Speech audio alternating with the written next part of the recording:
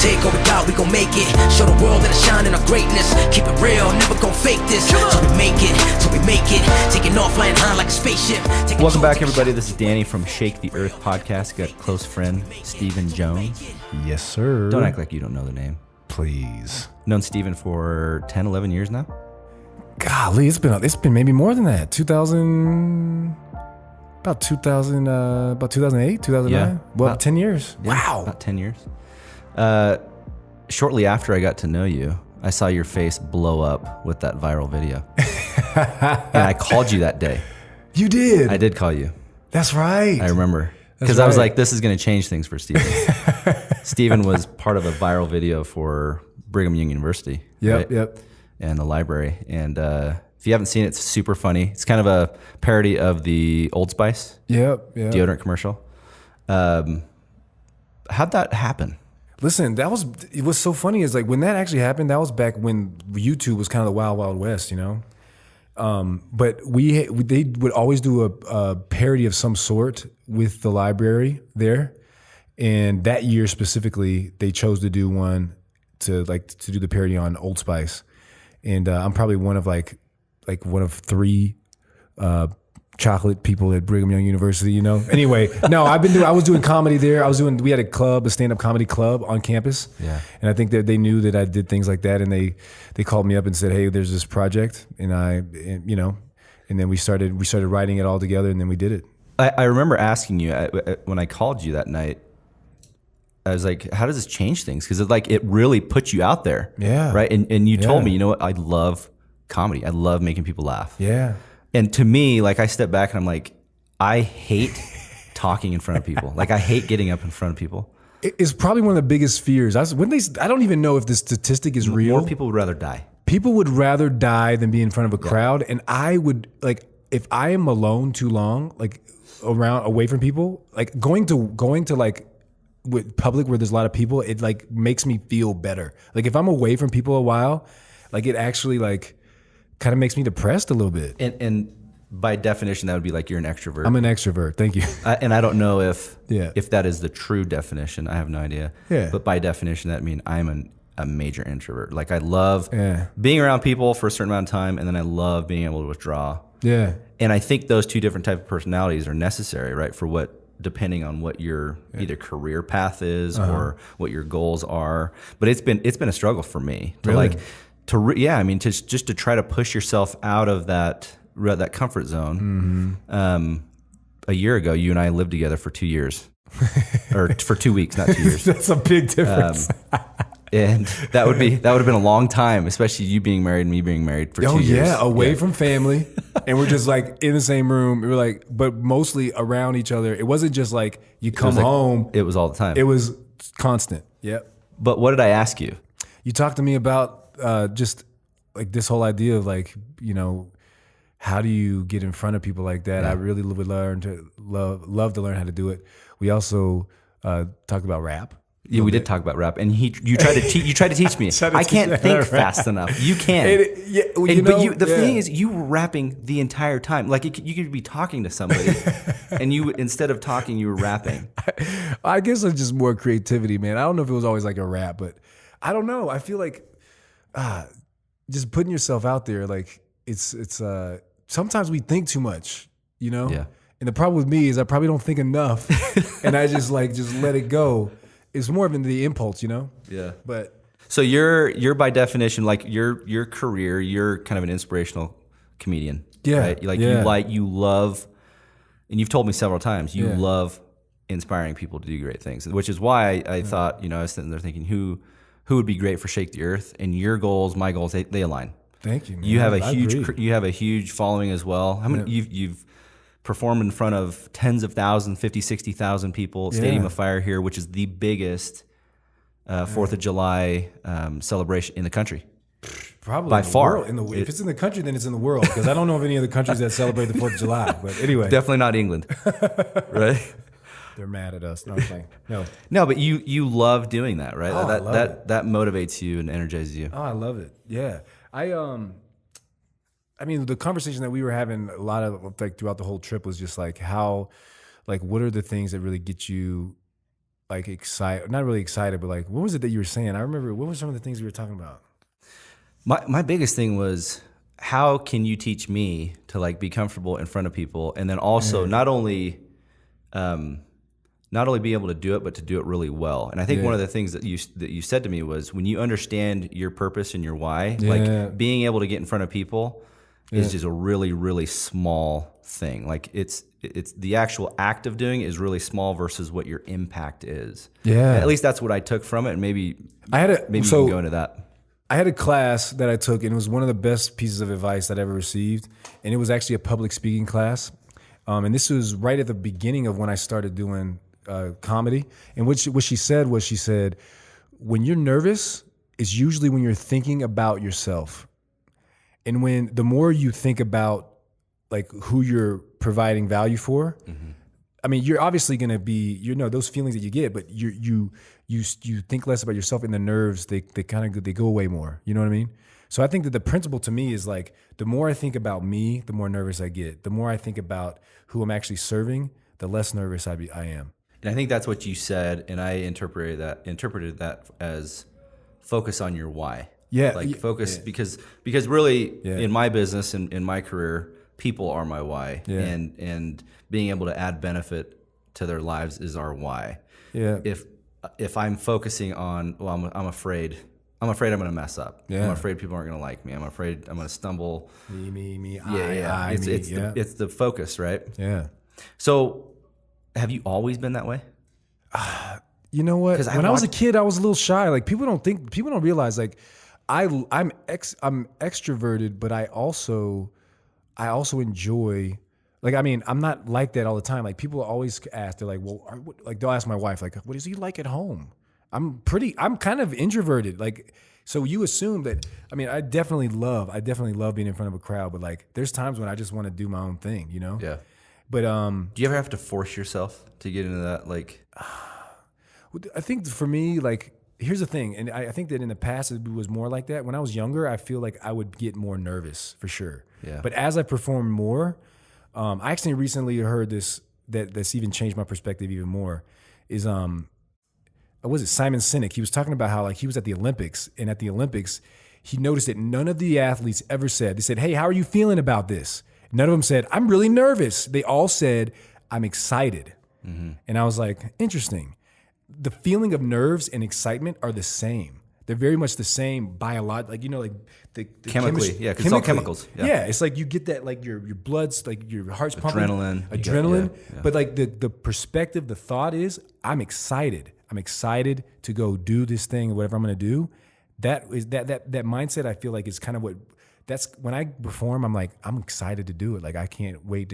I just love seeing their face when I walk out on the stage and they're just like, what's he going to talk about? Like this, I'm excited. I want to give people that experience. And win or lose, being excited. Win or lose, being excited. It's an opportunity to serve somebody. It's an opportunity to help. I think that changes how you approach it. What has been your biggest crowd? Would that be Stadium of Fire? Stadium of Fire is the biggest. And what's interesting about that is, I think for me personally, it was easier to perform, and the more people it is, the easier it is. Why is that? Like, I would think that would be complete opposite for me. Like, I would definitely see myself like hyperventilating. Well, to put it like this, like when I do comedy, right? A lot of times I'll have a bunch of comedy friends and we'll do a workshop, and I feel like a lidded room, when you can see everybody's face, it's more vulnerable to me. Okay. It's more vulnerable, but like the more people there are, the more the crowd becomes its own one, like, person. You know what I'm saying? It's almost like it's like this pool of people, and it's like I don't see the one guy who's not laughing. I don't see, you know what I mean? Yeah. So for me, the more people, it's like collectively, it's like when you're in front of people, it's almost like there's like this group think. It's kind of interesting. So maybe that's why a lot of people feel the anxiety of getting up in front of people. Is most of the time, no one's going to get up in front of 60,000 people. Because that's the thought. Like, that's a lot of people, right? Yeah. But I'm saying the energy of the crowd for me, like, it just, the more it is, the more energy there is, the more it energizes me, the more I can remember why I'm doing it. Do you have a pre-performance mantra or or process that you go through to get yourself in the mental state? This is crazy, okay? I've told people about this, and I never even realized that it was kind of different. But when I go and before I perform, I will go into the audience before anybody gets there, and I will sit in the front. I will sit on the side. I'll sit left stage, right stage. I'll go to the very back. If there's a balcony, I'll sit in the balcony. And what I'll do is I will visualize how I appear to the audience. And I imagine myself on the stage so that when I get on the stage, You've already been there. I'm seeing from their perspective out where they are, how they're seeing me. And then I know that's kind of weird, but. Well, it all goes into like preparation though. Yeah. Right? Like you're preparing for your craft. Yeah. Just like I would mine.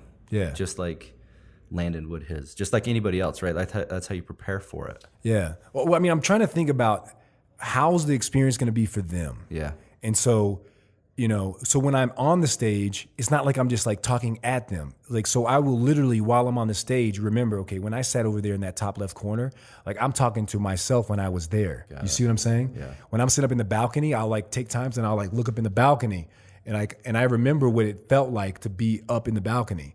So it's kind of more of an empathy type thing. You know what I mean? Got it. Yeah. Does that make sense? Yeah. What would be? You gave me a lot of good advice. I was trying to get you to help me to rap. And I'm serious. I was I was trying to help you get me to rap because I think more than anything, it's like how fast can you think? How fast can you process thoughts into words? Yeah. Didn't work for me. But I think it's just something that's really cool. I've always liked people that can do that, and ever since for 10 years ago, I've seen you do it over and over and over again. I've seen you in crowds. I've seen you motivating people, inspiring people, and it's just. It's to me it's a gift. Yeah. Like do you consider it a gift? I think it's a gift, man. I think that it's a gift, and I think that one of the biggest portions of this whole thing is like self-awareness. For like any type of for me, it's being in front of a crowd. But if you do have a talent, there definitely is like a deliberateness to it, right? I didn't just like walk at him. I didn't walk out of my mom's womb. That's kind of weird. But anyway, I wasn't born and just like, hey, everybody, Yeah. Like I do it all the time. And so like the more I do it, every show that I perform, I record it, every single one, and I listen to it every single time. And I even if it's jokes I've told before, I'll listen and think, okay, how can I change that? How can I tweak that? I'll listen to it just focusing on, okay, what the timing, or I'll listen to it just focusing on just the word economy, things like that. You know what I mean? Yeah. And I think that you can apply that for anything in your life. Even if it is a natural talent, you can still like improve it, no question. So you've come to grips that it is a talent, that is a gift. It's a gift. But just like anything, right? You have to cultivate it. You have to use it. You have to at times step out of your comfort zone, right? And I firmly believe this. Everybody has some gifts. Like I firmly believe that. Yeah. I think yours is being able to inspire people. How have you been using your gifts, that talent, that resource, to impact people? That obviously our goal here at Shake the Earth is to do that. Like use everything that we can to help people, serve people. Yeah. So let me give you this quote changed my life. This is from Steve Harvey. He said, I think a lot of people, they confuse gifts and talents. And let me explain that to let you understand where I'm coming from. Mm-hmm. He said, my gift, Steve Harvey's a comedian. He said, people think that my gift or my talent is that I'm funny. He said, my talent isn't that I'm funny. He said, my gift, well, let me back up. He said, my talent is that I'm funny. My gift is I can take information, I can recode it, and I can make you laugh. I can take information, I can recode it, and I can inspire you. I can take information, I can recode it, and I can make you cry. I can motivate you, right? Mm-hmm. And so I feel like for me, it's the same. I feel like that's powerful. Isn't that powerful? Like, it is powerful because you can either use it for good or bad. You can use it, and in a lot of different ways. Yeah. Like I happen to use it entertaining wise, like to make people laugh, right? Yeah. But I feel like it's the gift. I can use it to, man, I got kids, man. Like I mean, like for my own sons, but also friends call me up and I can just see a situation and I can just see it for what it is. And then I can relay back that information and simplify it and make it digestible. That's essentially what a comedian does. Yeah. They'll take something that you've seen, I don't know how many times, and you're like, oh shoot, like I've seen that, but I've never been able to say that or like express that. And so for motivating people, for like those things, like to motivate people, to inspire people, to make them laugh, that's how I use it. And you do it. I've never one time heard you say a swear word in your life. Never. Like not one time. Nothing crude, nothing dirty, nothing. Yeah. Like you don't have to. Why? I mean, to me, it's just, it doesn't add anything to it. I mean, it doesn't, like, in my opinion, but it's like some people do that and that's their thing. I'm not like, I'm not going to judge anybody for doing that, but I think it's harder not to, but it has more impact, I think, when you don't. Tell me about Stephen Jones is Real. This is kind of a new thing that you're doing, which if you're listening, also tell the listeners where they can find you and maybe follow you and see what you're doing. So Mr. Stephen Jones is my brand that I've had for a while, but I'm taking an umbrella brand above the whole thing. Like one of the things I really want to do is I'm only interested in the things that matter forever. And so Stephen Jones is Real. It's kind of a double entendre, right? It's like, is real, like I am real. This is the real of my life. But I want to live a life that matters forever. You know what I mean? Like I'm focused on the things that matter forever, the things that don't move. You know, trends change, but one of the things is I want to have a podcast where I'm talking to people about the stuff that matters forever. That's awesome. Yeah.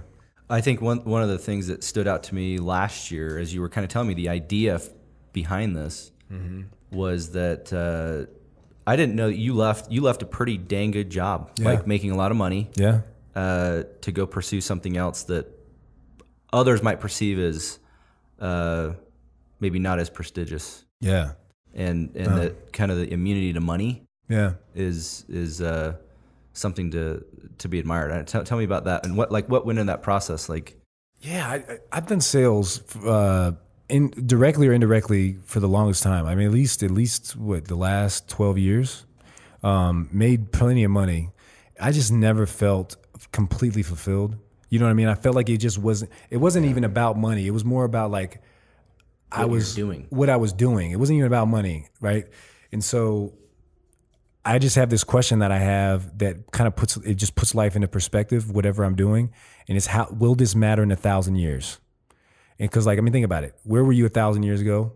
Where will you be? Where will you be? I was, but what I'm saying is like money, you can always make money, but like, what about who you are? You know what I mean? People remember who you are. You go to I was at a cemetery the other day, and there's just a few words, man, that they put on those things. You know what I'm saying? They're the rich. That's all you get. That's all you get. And I mean, people who never knew you, and even in history books, like there's a page on so and so, or you know what I mean? Yeah. Like maybe a chapter if you're maybe a chapter, right? What's that going to be? And so that's what I want to focus on. This stuff. It's kind of a legacy type of perspective, but I open it to make it be interpreted of whatever you want it to be. What has been the response to that as you've talked to crowds and talked to people? What's like your biggest feedback?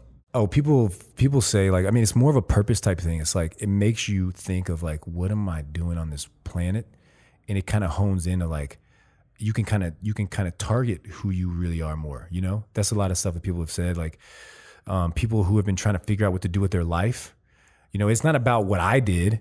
Because I teach, right? I also teach. Yeah, you teach a religious class. I teach a religious class. How many youth are you impacting in a positive way? Oh man, to me, teaching is something. It's a skill that will always exist forever. Knowledge and just knowledge in general is why we are reality, like truth, and just reality. That in receiving like knowledge. What do you think? That's like...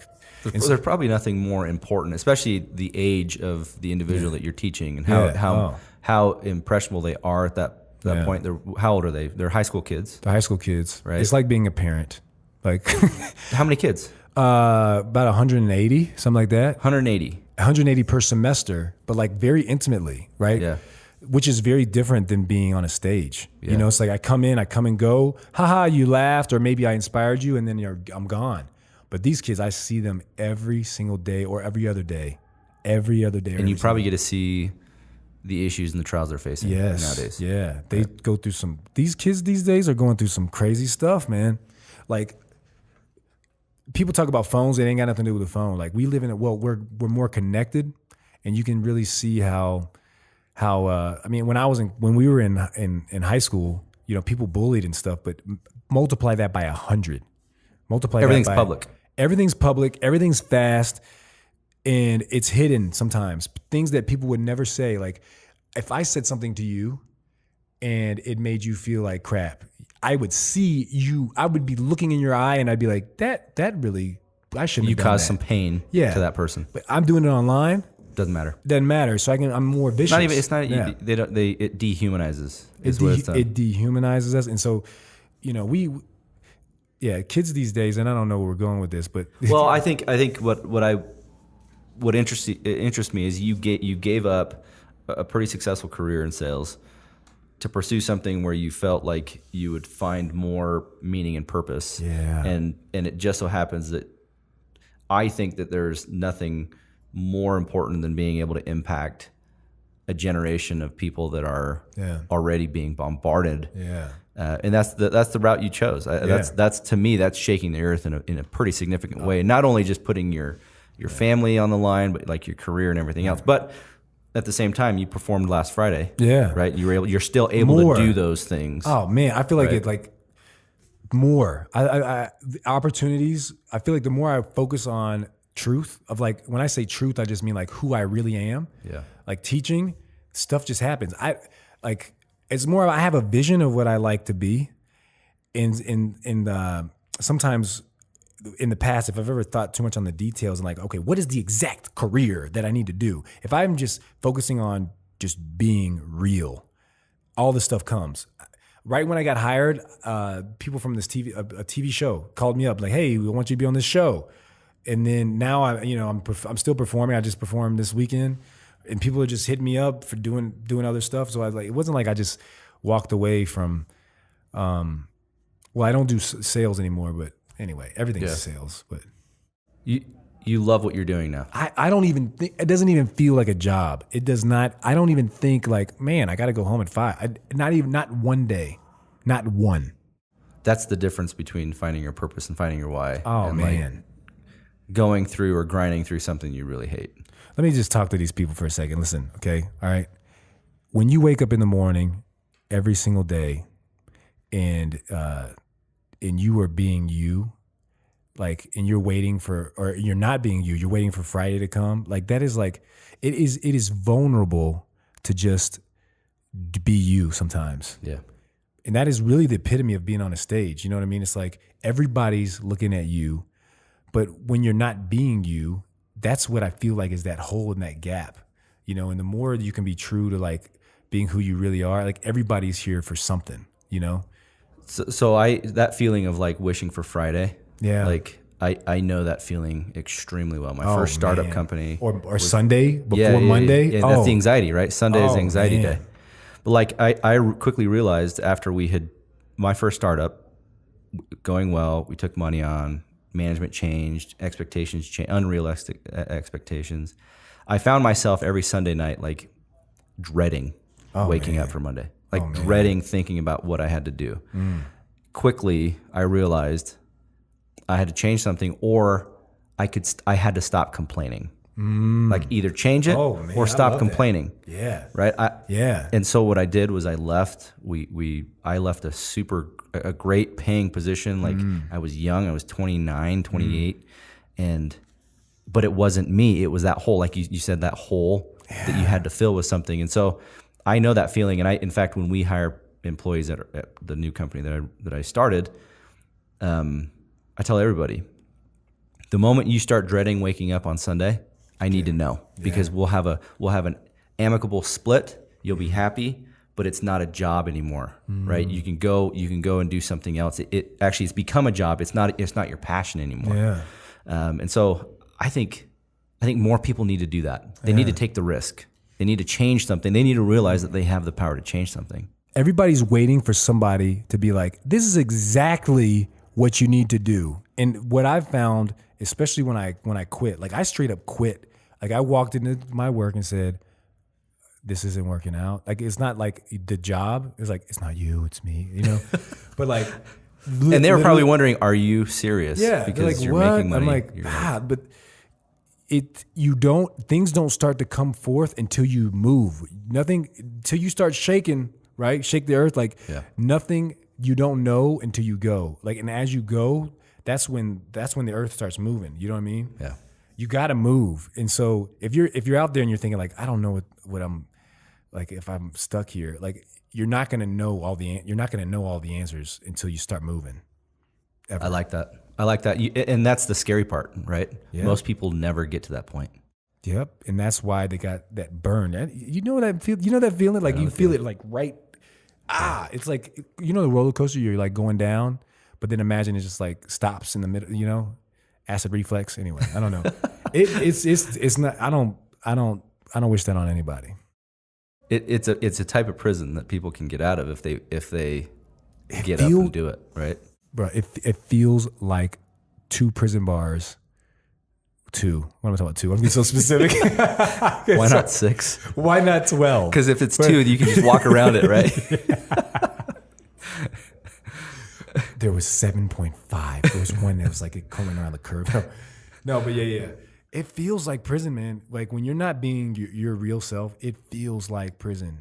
It feels like prison. I've never been in prison. So you think about all these things before you go on stage, because in order to be able to impact people like that in an hour or 2 hours, whatever it is, you have to be able to make some assumptions about people. What are people struggling with now? Like listeners, some of them might be listening to you now. They might be at a dead end job. They might have just lost their husband. They might have just lost a child. Yeah. Maybe they're looking for a career change. Yeah. Like, what is it that you would say to that person to inspire them? Somebody who's struggling with their, like they're in that similar situation, right? I'm trying to think myself back to it. See, this is what you got to do. You got to think of like, I've been there. It's empathy, you know?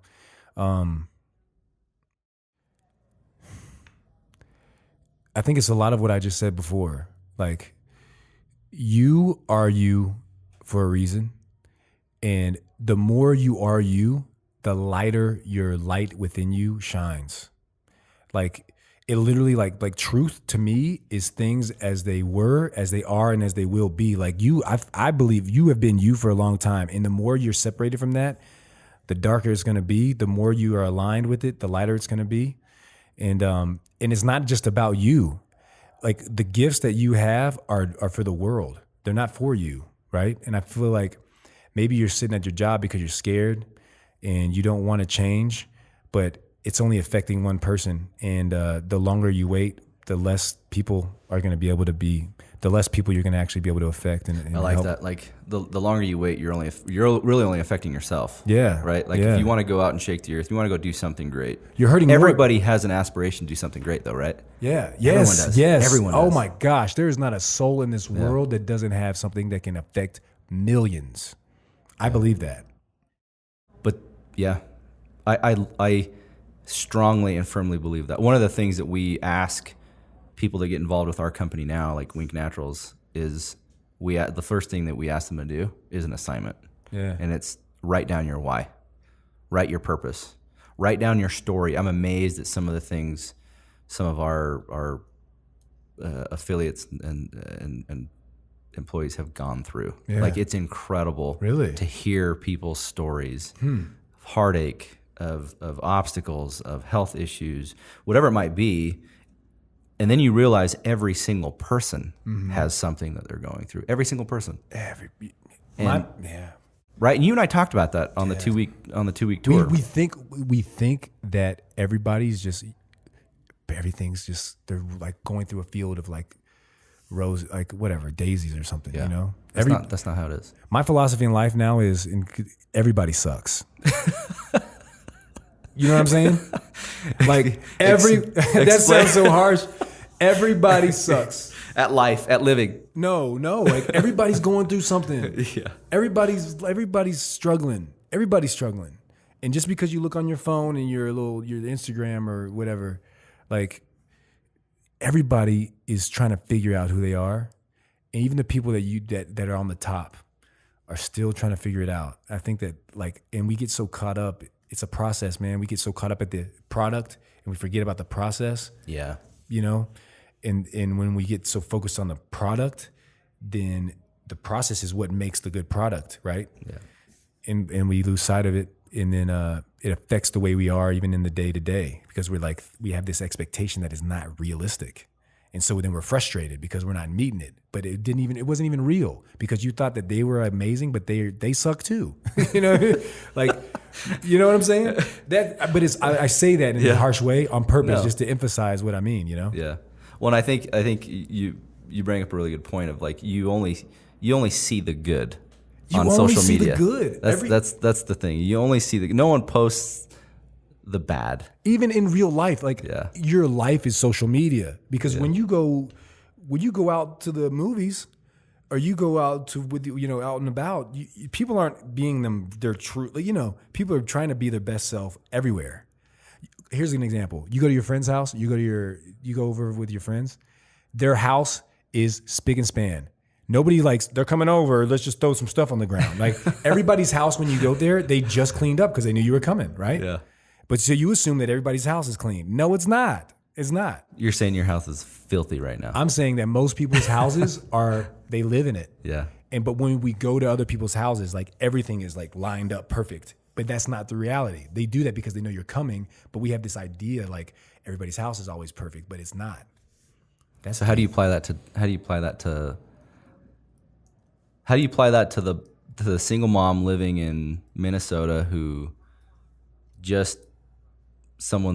husband just left her, and she's got these kids she's got to take care of, and she's got bills, and she's got a mortgage, and she's got maybe her job isn't ideal. Paint a dark picture and apply that to somebody who's really going through something hard. Listen, Susie, if your name, or Tim, Susie, Sarah's going through the same thing. So is Margaret. So is Nicole. And so is Jim and Bill and Tom and Michael. But all of those people, as dark as it might be, they doing nothing, standing still helps no one. And as low as you might feel, you being low doesn't help a soul. Not a soul. And it's interesting, when you help people, man, I don't know what it is, but if I've ever had a bad day and I start helping people, it makes me feel better. Mm-hmm. And so it's those first few steps. That's one of the hardest parts, but momentum is what you need. Yeah.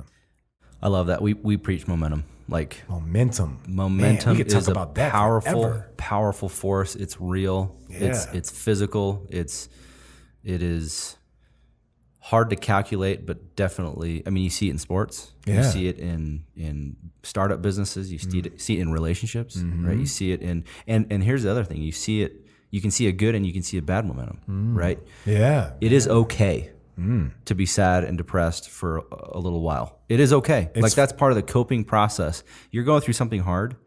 It is okay. Yeah. And it might take you longer. It's not okay to be okay in that situation forever, right? Dang, it's not okay. I like to think in those situations. What is the next thing? What's the thing that will make it the easiest? We get so far down the road. What is just the next thing? What's the next thing? And then the next thing, and then the next thing. You know what I mean? Yeah. And it doesn't have to be big. You know, I was talking to a close friend of mine who is going through a divorce, just recently.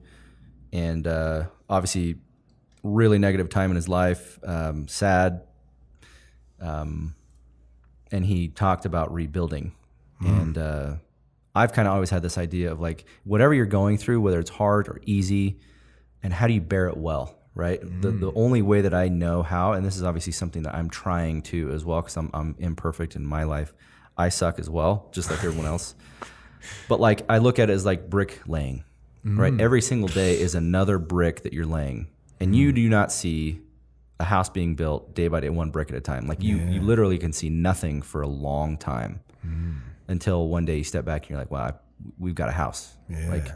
There's a whole house built brick by brick. That's how living is to me, day by day. I run a company. Yeah. People think it's the easiest thing. They only see the good things about running a company. They don't see how hard it is, how many sleepless nights I've had, how early we get up, how late we stay up.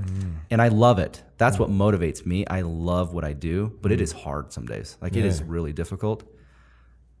Same thing every day. It's one day at a time. Like one day at a time, consistently. Yeah. I love that. I love that. So what's next for Stephen Jones is Real? Stephen Jones is Real is everything. You know what I mean? Motivation, inspiration. I'm starting to create some content that solves people's real problems. You know what I mean? A lot of these topics that we've been saying even today, like just principle-based content that's going to be coming out and that will help people. I just want to help people and use the gift that I have to build other people. And if I can build one, that will build somebody else. You know what I mean? Yeah. That's a piece of feedback that I've received from some of our sellers and customers, and like, I'd love to see you do it because I think you do it way better than we can do it. What's that? Like daily tidbits of to-dos, like really simple things to do. Yeah. Like on a schedule though. Like today, go talk to 2 random people and just tell them. Just go.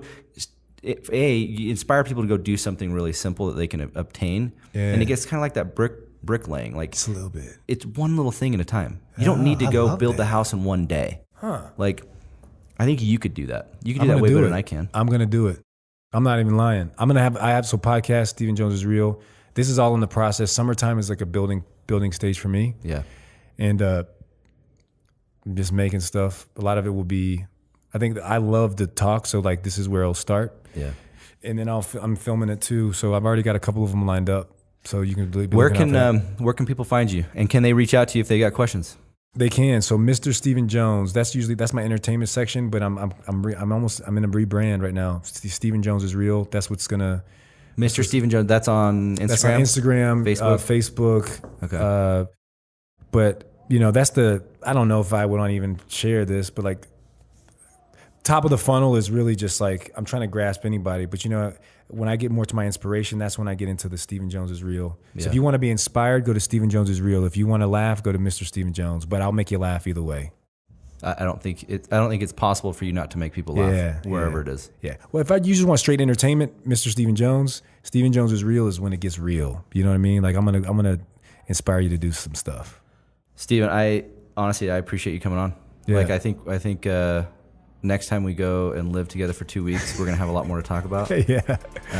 Everybody, thank you so much for listening to Shake the Earth podcast. We had Stephen Jones, inspirational comedian, on today talking about life, and how to live the best life. So appreciate it. And if you could, go check out our podcast on iTunes and Google Play, Shake the Earth.